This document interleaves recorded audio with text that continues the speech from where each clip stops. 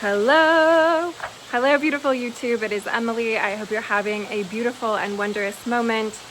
It is really hot in Utah, but the sun is setting just a little bit. It will be behind some trees, and yeah, I'm really excited because today I am going to be speaking some rose codes.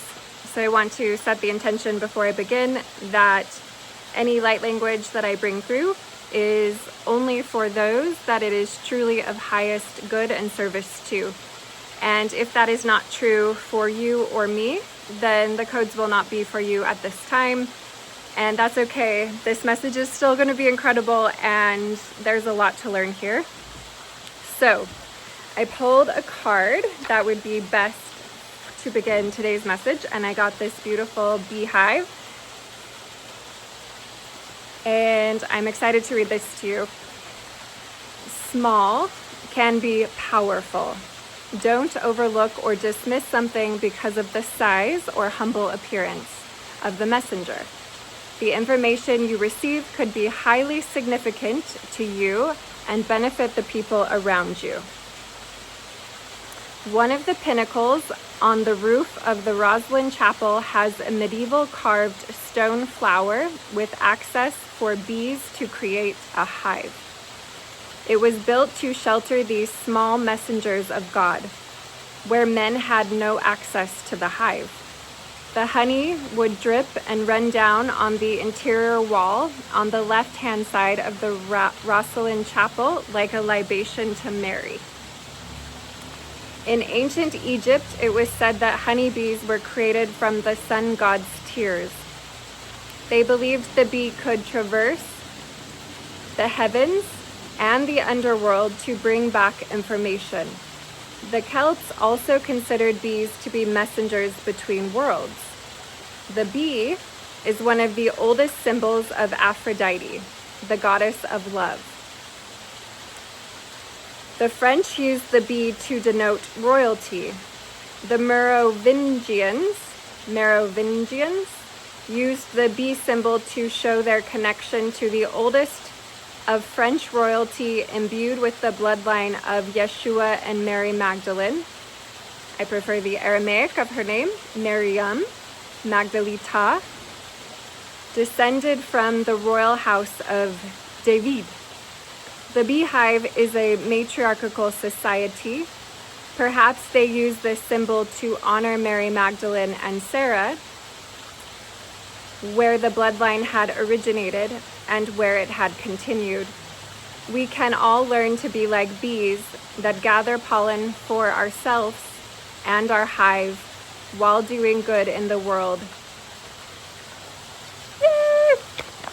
Okay, so today we are going to be talking about virtue signaling, what it means to really come into respect for divine and sacred authority, and the yoking with Divine Mother, and specifically what I heard was unearthing subjugation. So I thought I knew what subjugation meant, and I was close. I did look it up. So to be very clear, it means being under the domination of a conquering power, forced submission to control by others, usually a country. Okay, so I heard the unearthing of subjugation and the reinstatement of divine birthrights. And I, Emily, feel that at this time, the real work is the inner work of our unique divine birthrights. And I personally feel that men and women have similar and also slightly different divine birthrights. So today I want to be speaking to women and helping the women out there understand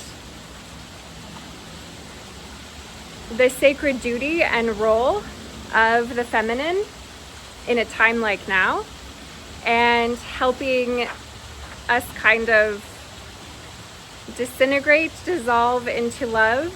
These stories about Mary Magdalene that are not true, and to talk about what is actually helpful when you're walking the rose path for yourself and others, and how actually coming into your own sovereignty is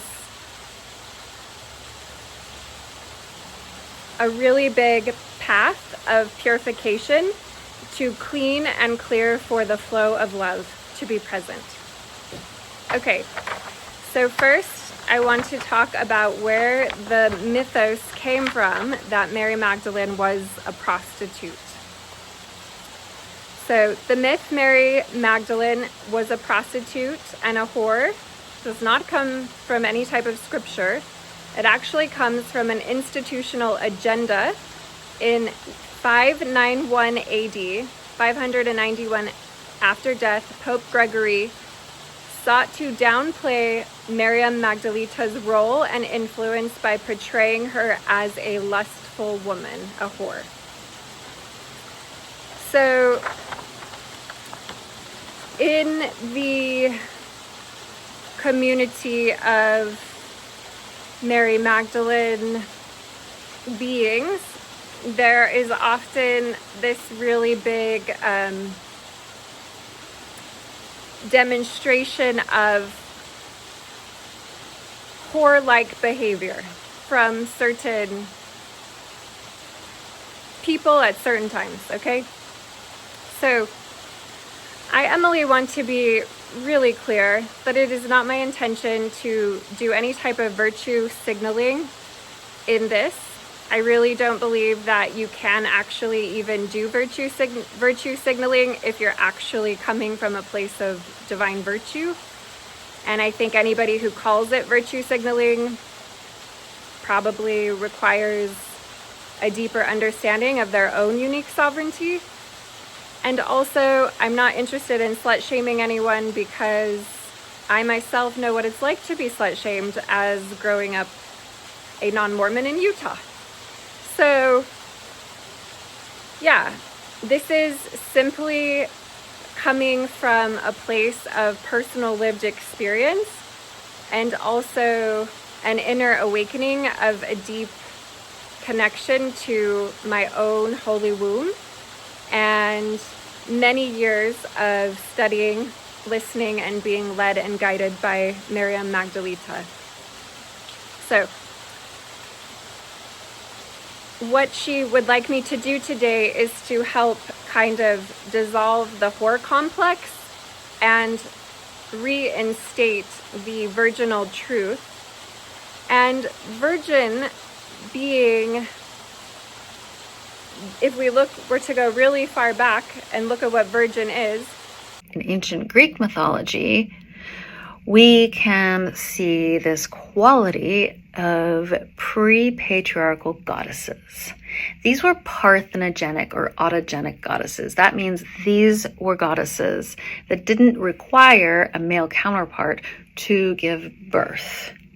The advent of Zeus and the pantheon of the gods came much later. They're the younger version of the Greek myths. The older version were these goddesses that got absorbed into the pantheon of the gods, like Demeter or Artemis, who were self-renewing, self-creating, parthenogenic goddesses. Parthenos means virgin, Genesis means birth.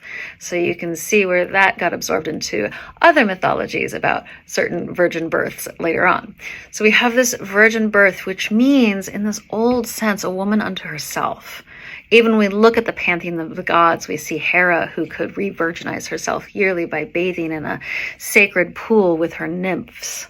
So it's this woman who is of herself, unto herself, like a priestess.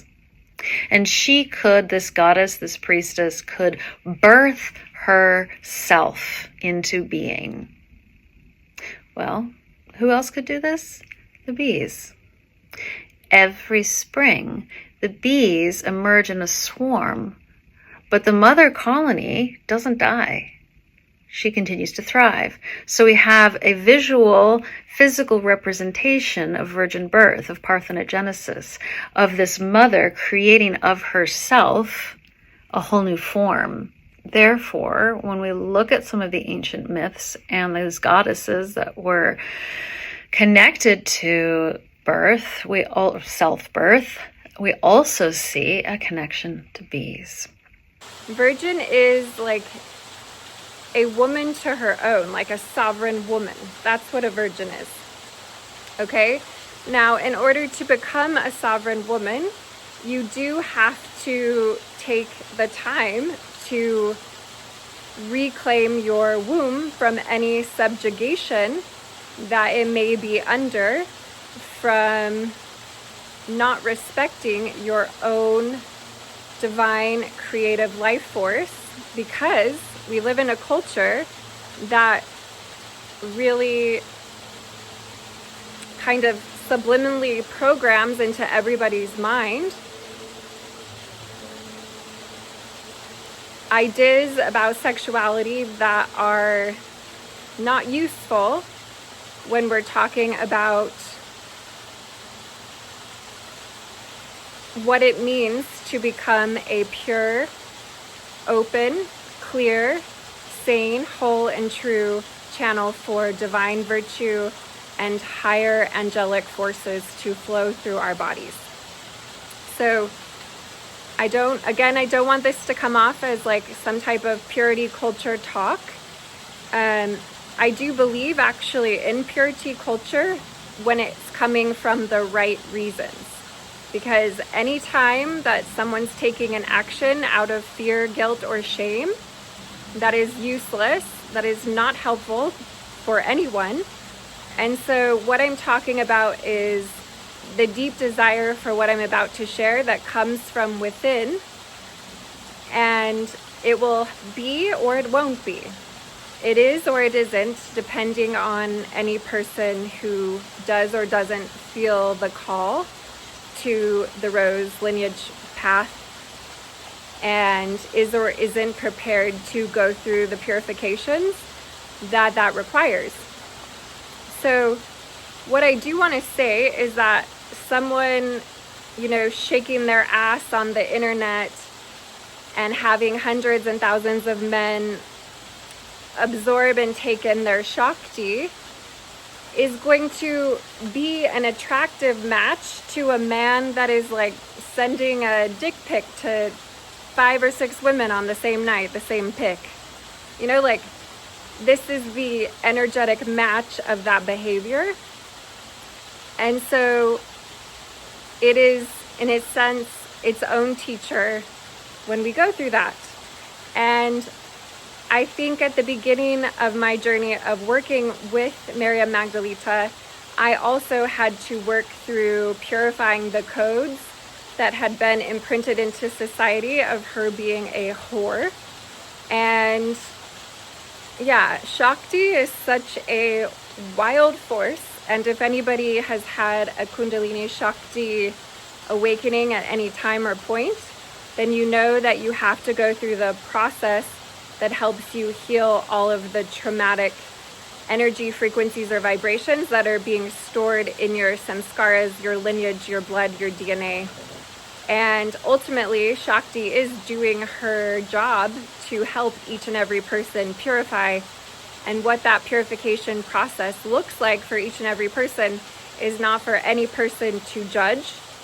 And it's just to become aware and to become more deeply self-aware. And by self, I don't mean self, I mean self, who we really are as divine feminine beings. Okay, so now speaking of Shakti Kundalini and the actual yoking, right? Yoking means yoga-ing with Divine Mother.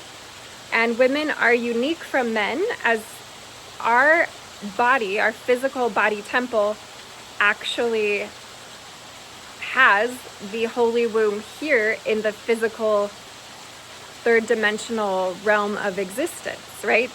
Women are the portal for higher spiritual energies. And men also have womb space, but they don't have womb space in the way women have a womb space here in this dimension, right? Men don't get that warm trickle of blood between their legs every 28 days with the cycle of the moon. Like, for as much as people are trying to confuse what gender is, there is such thing as biological rhythms and hormonal differences between the sexes that are divine. And I am in no way against transgendered women. I will speak my honest truth here. I do not think that a transgendered woman should be called a woman. And I think that that is disrespectful to what women actually are. And I have transgendered friends, and I have shared my opinion with them, and they actually have agreed with me that being a biological physical woman is a different experience than being a trans woman. And yeah, so I leave room for the whole spectrum of experiences and incarnational processes and pathways. And I just want women to be aware that we as women have to do the job of peeling off all of these societal constructs that are continually being pushed on us as women. And when we do that, that actually allows us to stand more sovereignly in our own truth and knowing about what and who we are as women, as goddesses, right? If you have incarnated in female form, you are here to be a goddess, right? You are here to embody what the goddess is. And so there's a lot of goddesses, right?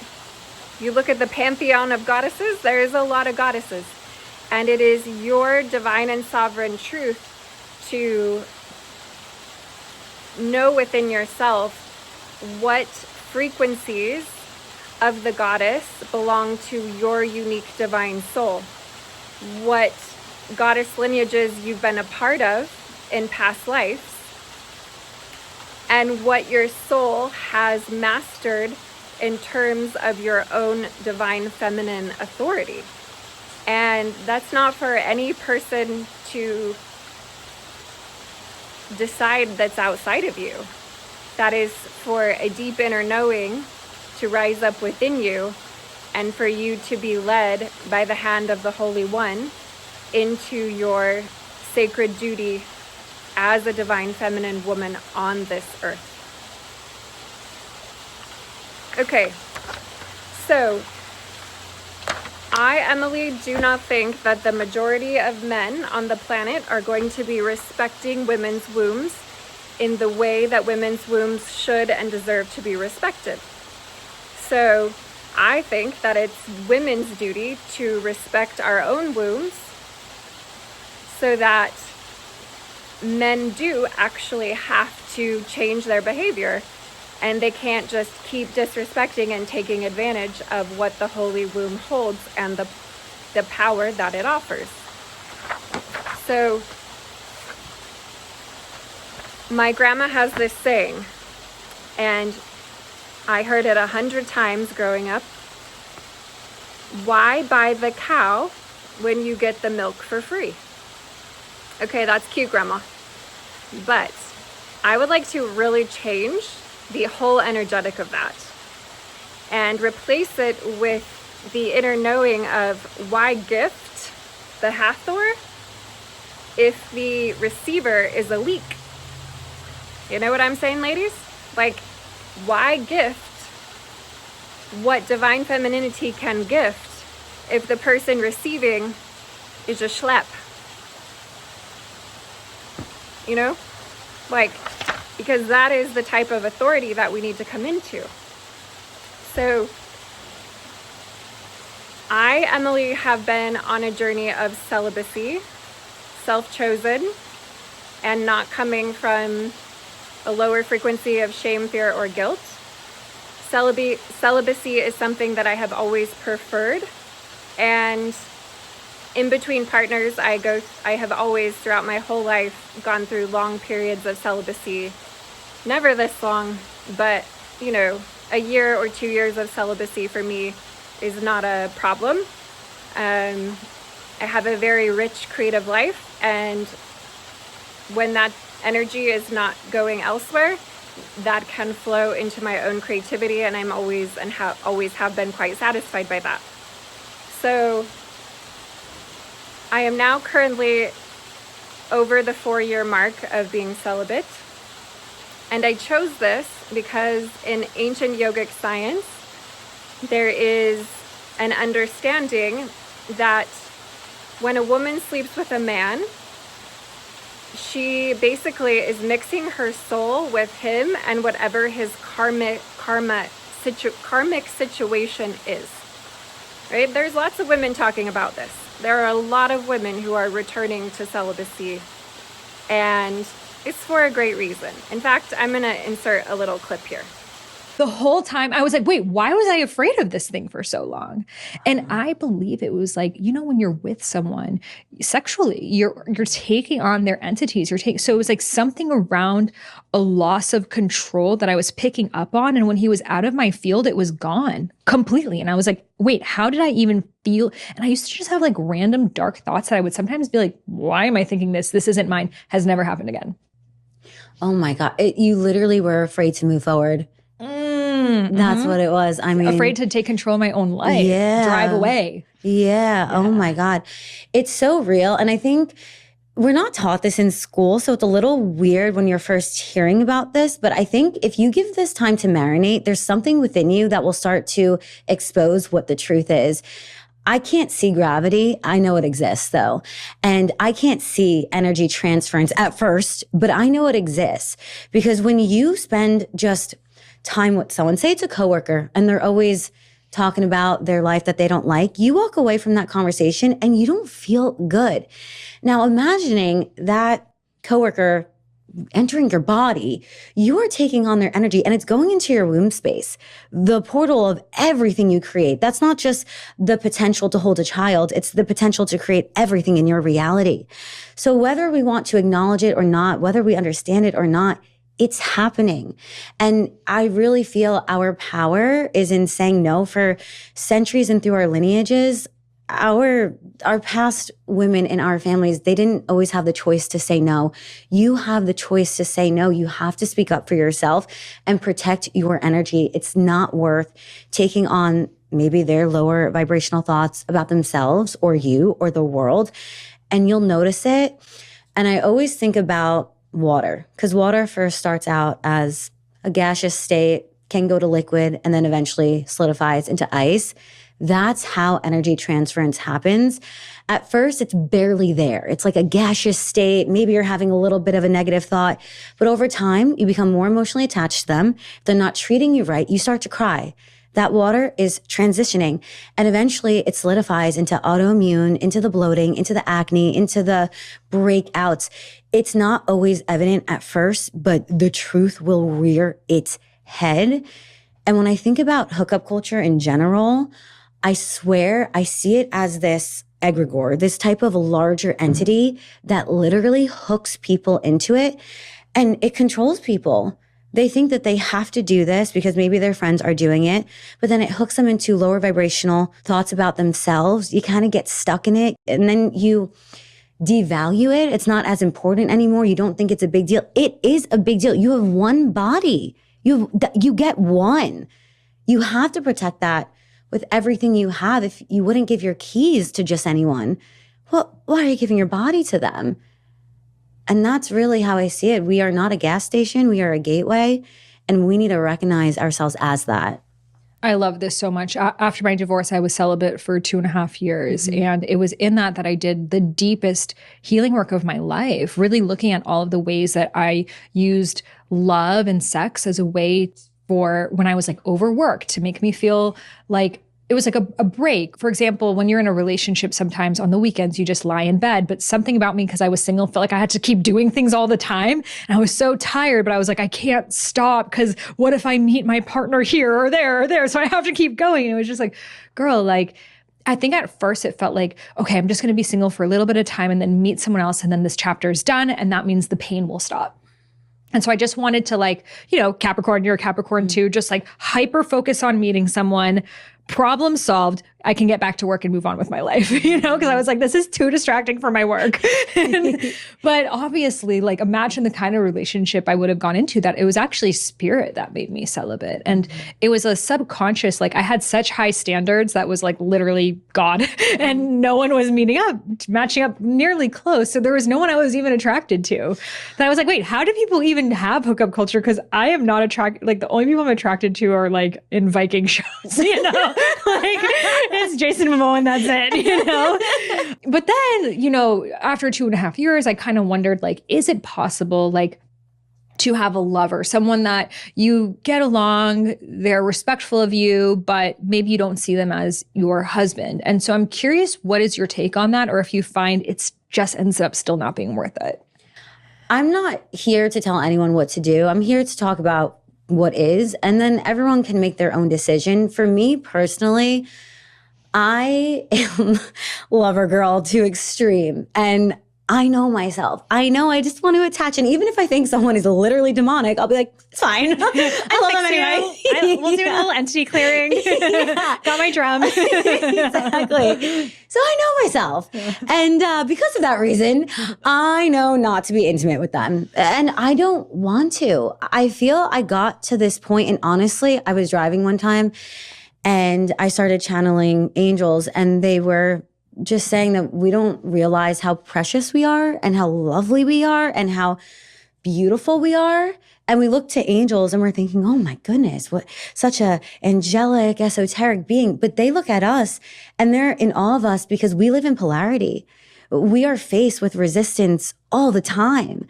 And now that I've seen their perspective, I thought to myself, I don't want to just share myself with just anyone, not just my body, but my thoughts, my presence, my emotions, because I feel at this point, I've been through so many experiences where I would show all of myself, or as much as I could at that moment, but they could not digest it. And it was just kind of coming back towards me in a way that I felt really unseen. And that to me was so much more painful than anything else. I kind of look at this now as the God standard, which you made me think of.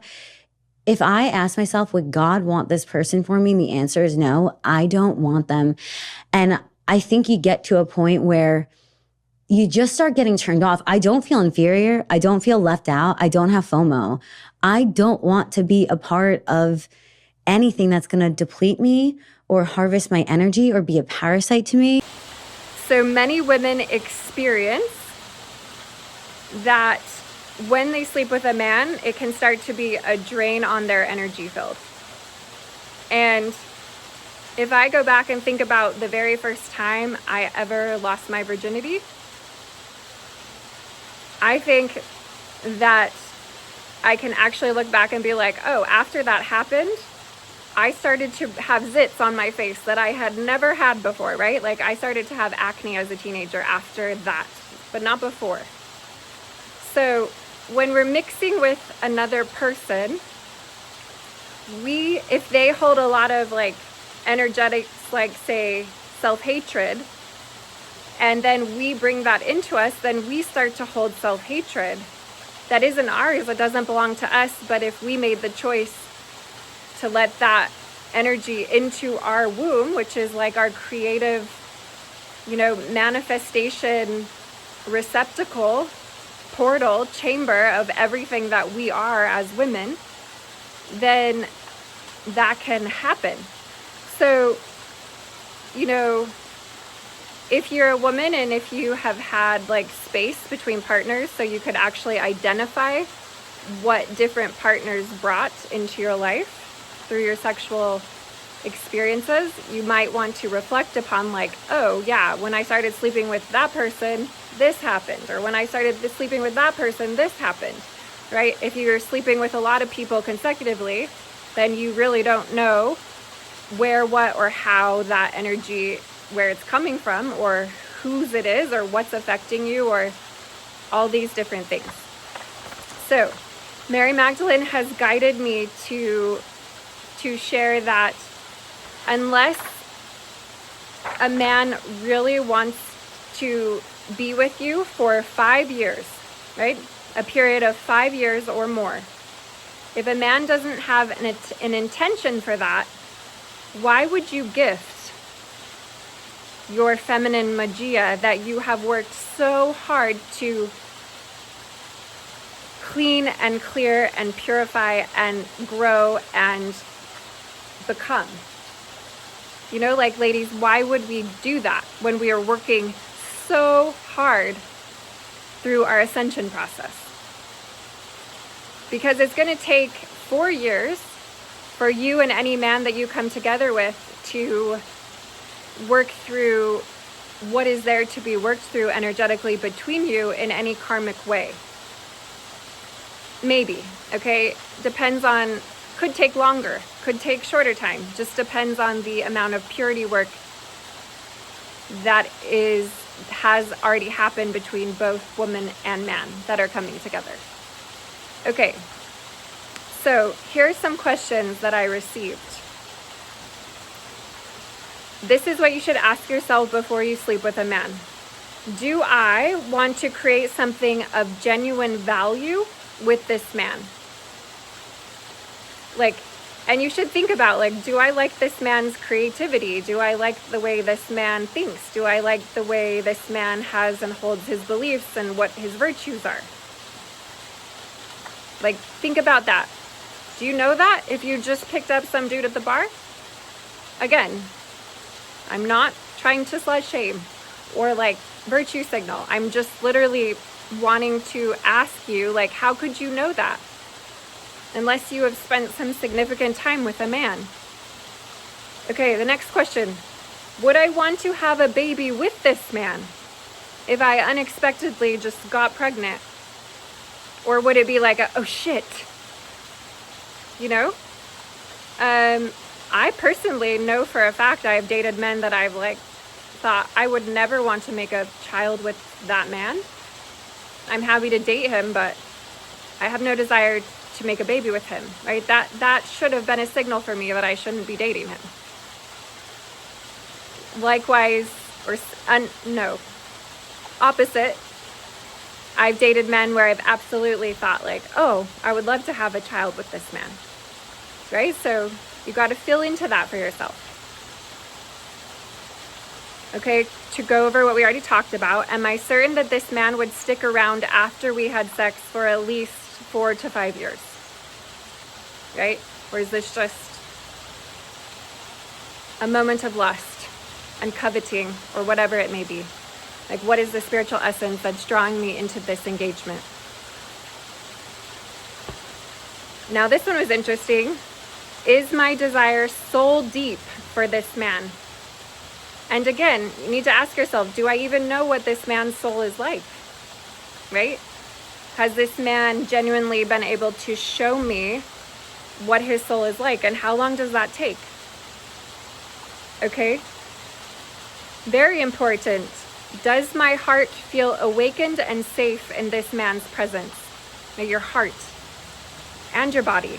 Does my heart and body feel safe and awakened in this man's presence? Do I trust this man to have my true best interest in his heart and mind?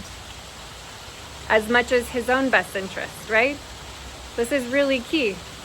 To love someone is to want their best interest like you want your own. So you need to ask yourself, does this man have my best interest in his heart and mind? Does he truly care about me? If not, don't gift it.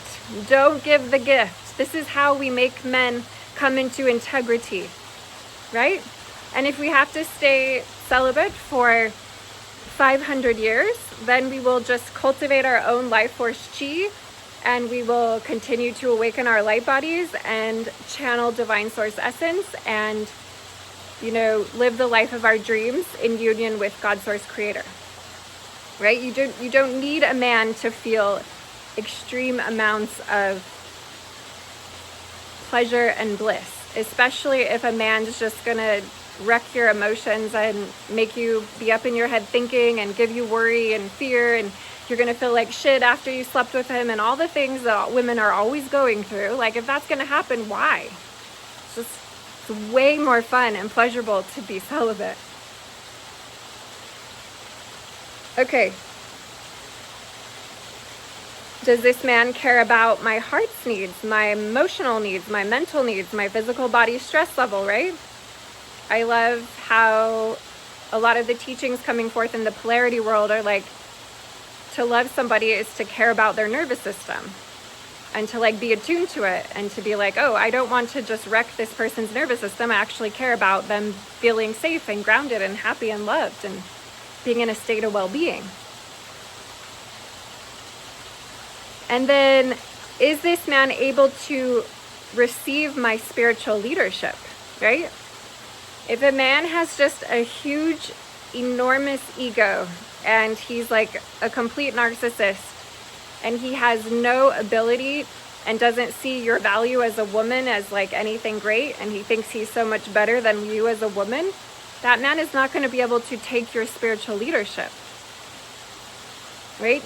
You have a nervous system that has progesterone, progenolone, oestrin, estrogen, estradiol, testosterone, prolactin. Like, you're very sensitive as a woman. You have more sensitivity. So you have greater connection to the spiritual planes and dimensions of life.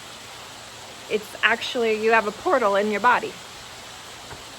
So if the man you're dating has no ability to actually receive your spiritual leadership, in the polarity world, they call this your oracle.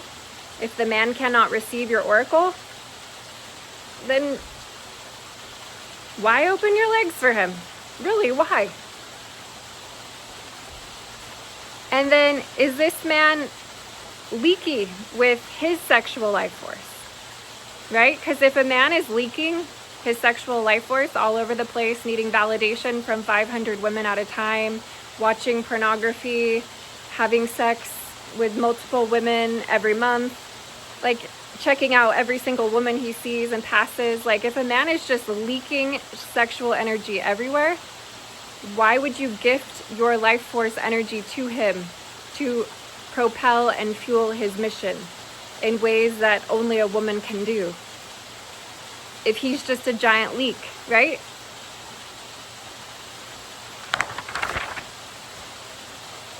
Okay.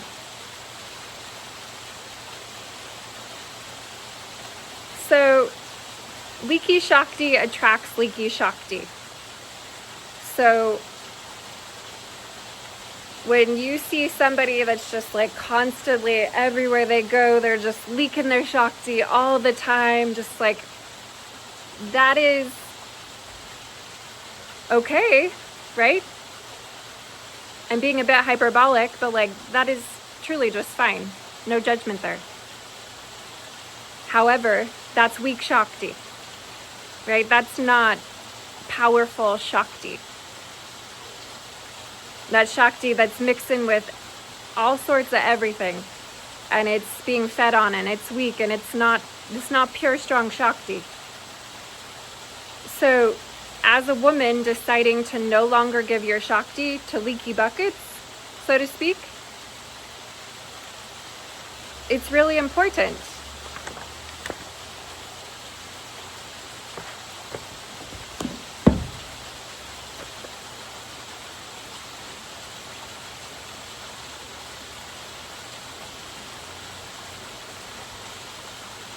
And lastly, when you yoke or yoga yourself with Divine Mother, what happens is that you get the freedom to choose to embody your spiritual inheritance. You choose to embody your spiritual inheritance as a female divine being, right? A goddess, free of shame, free of hatred, and free of violence.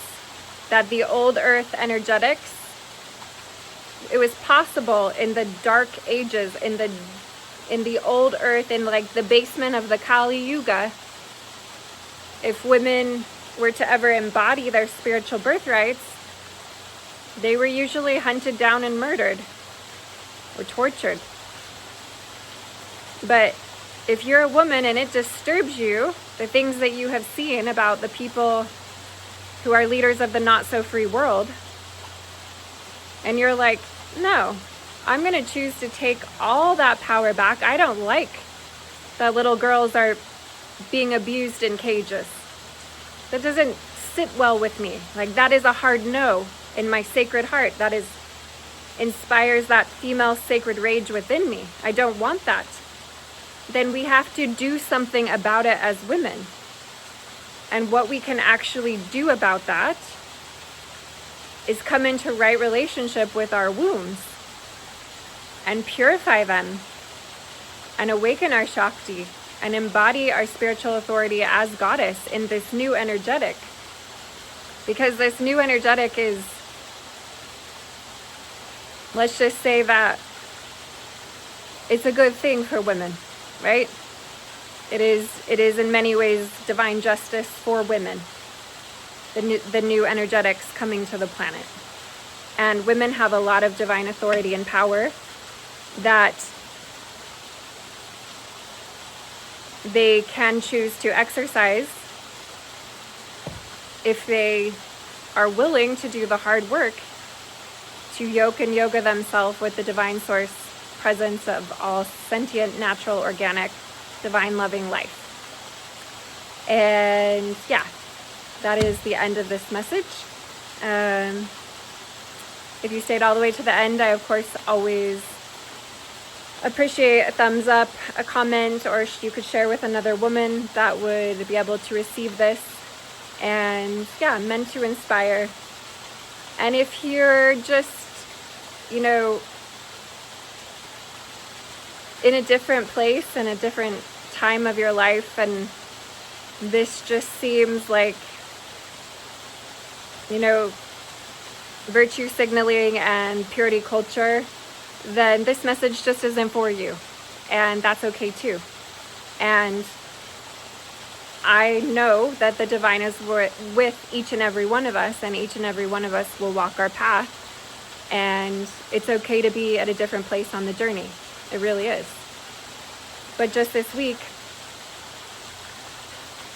one of my sister's girlfriends found out that the man that she had been dating for 5 years and liked to film her and him doing explicit things was selling all of the tapes without her knowing. Okay? Something is deeply sick and twisted with men because of the adult entertainment industry. Not all men. Certainly not all men. There are great men out there. But in a lot of men, there's a deep sickness right now, and we as women can actually do something about that.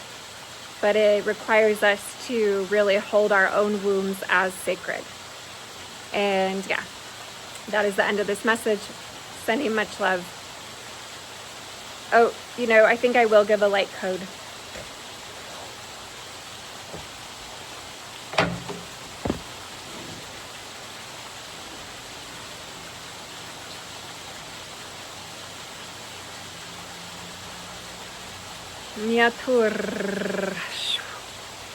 Siatur shasata akiatur papa. Siata is wash eki atu ash as a. Rapatata mikatakaya shikatakaya tikatakaya sikatakaya guayamakaya kaya ga uaya a. Yakiatua rapata satata ikiatuash. Ish wash is arbutus as is akitutus. Si atadabash as antalabash as antalabash as antalabash as utada ish as a. Clearing the dark feminine reversal grid energy. Akis woturuch ish watatatash is was. Shikadagaish as antuku ush as anta ash. Rapatata, ikitaku rapatata, ichkachko utuku ush wash. Mataka ashkas kandaresh. Eskadagaish, kadagash, kadagush, kadagesh. Shiatua rapatata, miakiatua rapatata. Siata rapatata, kiatua shasatata. Iatua rapata, satarebesh, atuku urapatata. Ish tu arapatate, shataka as, anamakas, isadagas, us as, is as, uyatakaish, shiatakash, is arapatas.